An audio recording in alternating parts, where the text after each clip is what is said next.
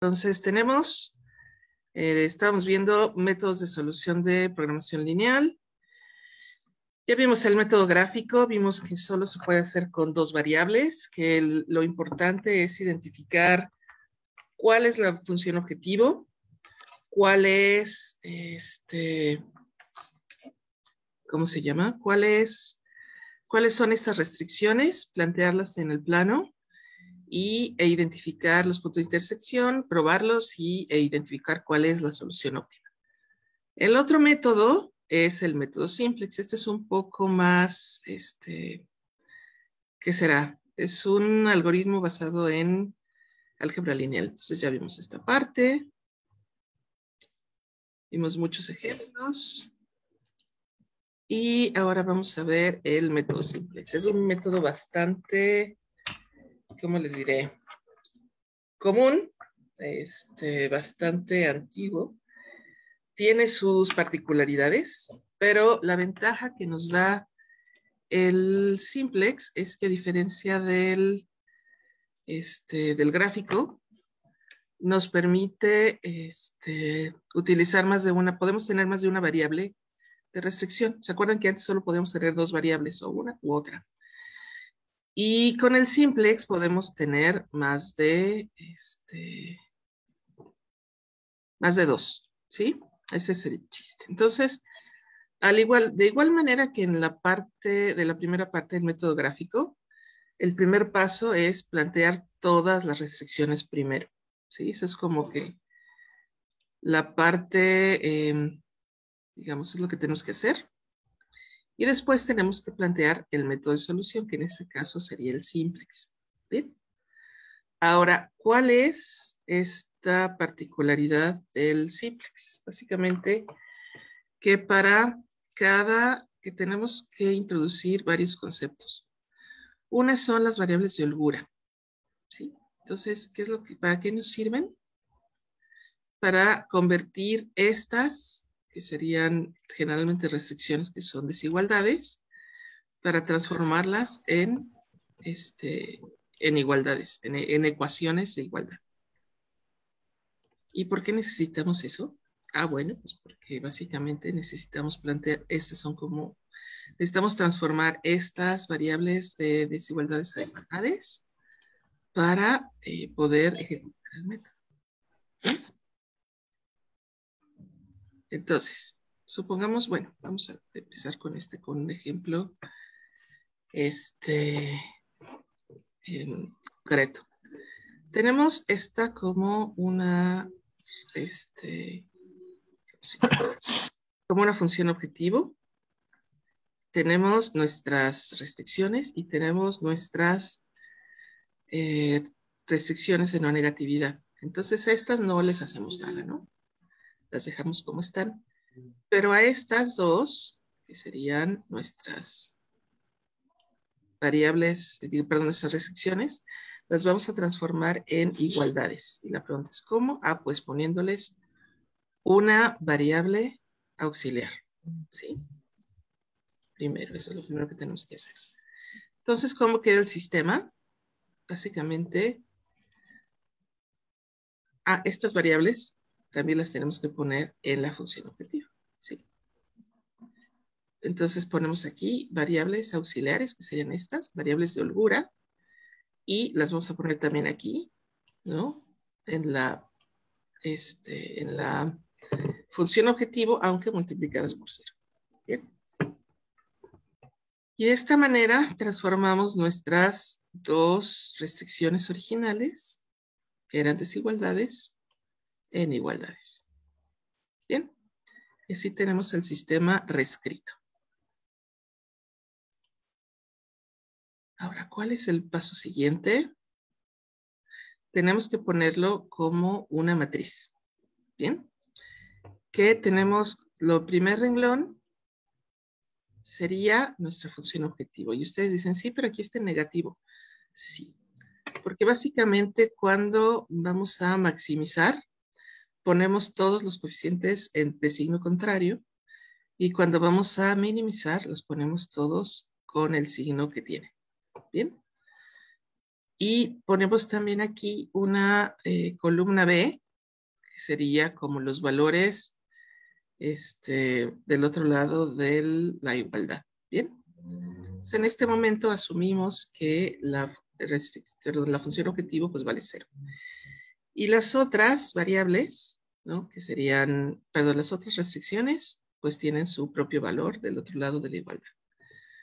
Entonces aquí tenemos la primera columna corresponde a la primera variable, la segunda a la segunda, tercera, cuarta, etcétera. Tenemos aquí nuestra columna de valores y los renglones en el primero sería la función objetivo y luego pueden poner las restricciones pues en el orden que ustedes quieran. ¿Bien? ¿Hasta acá vamos bien?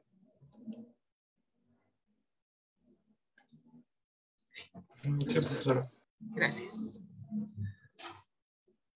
Y entonces, básicamente, planteamos una matriz de solución básica, que básicamente sería lo que planteamos hace un momento. Pero, ¿para qué necesitamos? Pues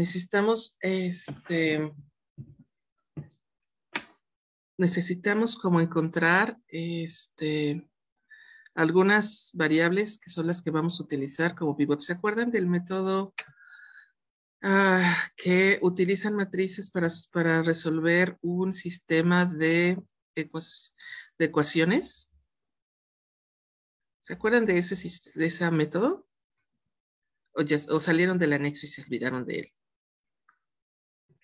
Es que hay varios, pero el más básico es Gauss-Jordan, ¿no? Básicamente lo que vamos a hacer es un proceso muy parecido al Gauss-Jordan aquí.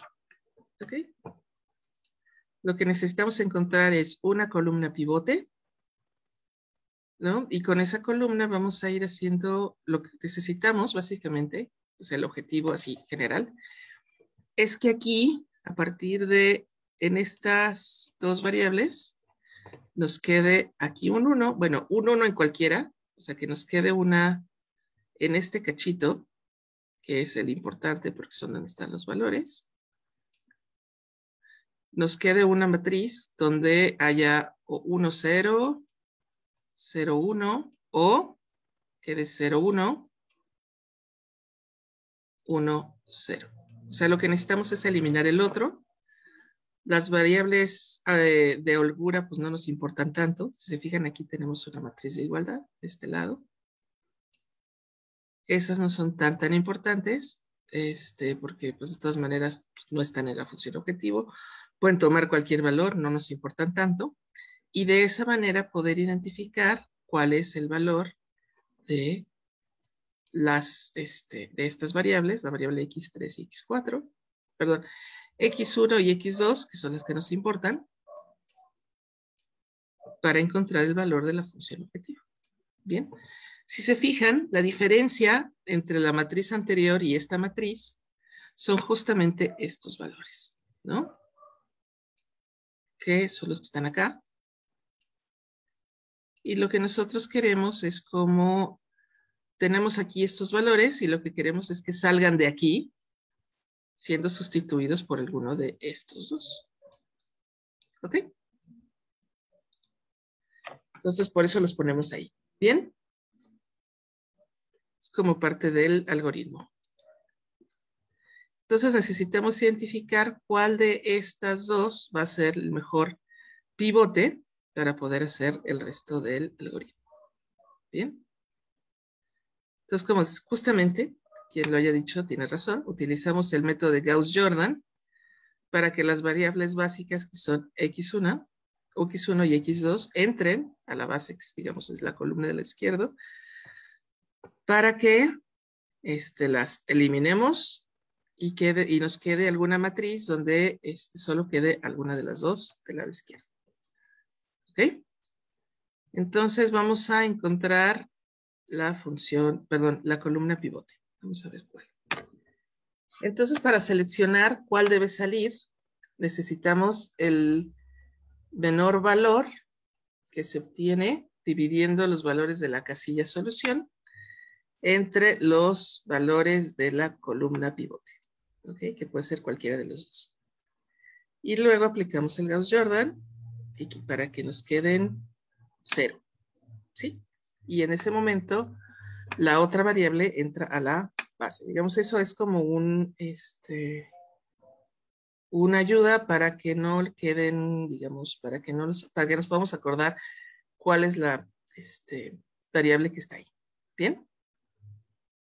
Entonces, en nuestro ejemplo, ¿qué pasa si dividimos este valor, perdón, el valor de la solución, que sería entre